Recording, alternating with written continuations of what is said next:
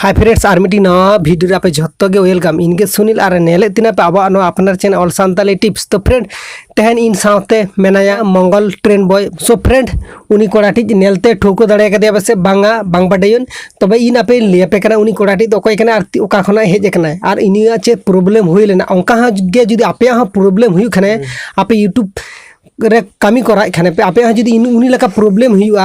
आपे जुदी सॉल्व बापे दाड़े करना खाने पे आपे नोआ स्क्रीन रे नेला में ओना नंबर तीन व्हाट्सएप हो दाड़ेना पे और बांखान दो इन फोन काते कुकली हो दाड़ेना पे इन आपे नोरना एंसर एमा पिन और बांखान दो उनिया चे प्रॉब्लम को हुई लेना ओना के तेन निया वीडियो रे बाडायाबो और उनिया प्रॉब्लम तीनटा सॉल्व किन करा केदा ओना हो आज ठन खना बाडायाबो।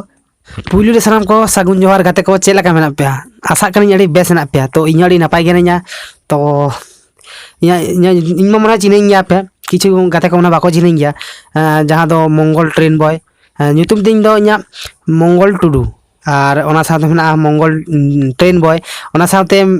मार मेटे हेना तिया मंगल न्यूज बॉय तो ओना करे तो नेल बड़ा कदिया पे जहां गाते को एखोन आरे पे चिनाई गया तो ले कमेंट ले सदा पे और नुई ठेन एक्चुअली कमी धालेन तरिया नुया जहां वीडियो आलिन नेल गेलिन तो जहाँ तीन प्रत्येक अपडेट के कमी लगा गया अलिया मिद समय चेक बेटे वीडियो अपलोड लिया तो ओना वीडियो नेल कते गे अलिया जहाँ गलती लेना आरकी ओना गलती को लिंग सुलभ बका तो जहाँ कॉपीराइट उन्नो ये वीडियो को क्लिप हता लेखान कॉपीराइट क्लिप नामो गया तो ओना नुई ठेन हेज नानी नुई गे नुई वीडियो नेलते गेलिंग सेणा कदा और नुई गे हेज कते आरकी नुई ठेन साइंग उन साइंग हे कनाली नुई ठेन गे अलिन द लिया नवा क्लिक बिन हाना क्लिक बिन आरकी वीडियो बना लगे सठिक वीडियो नवा अपडेट एम गया और जनो नुई ठेन दुआय कना जनो आरो लाहासेन राकाब मोमाय चेतान आडी चोड़ा राकाब मोमाय तो अब सानाम मिले सानाम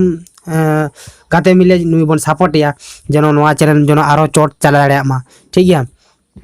तो एखोनो अब्दी आलिया नुई ठेन हेज कनाली एखोनो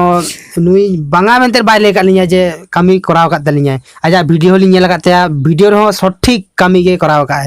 तो ओना को लिया हलिंग नवा ग्रीन नेगेटिव हेज नाली तो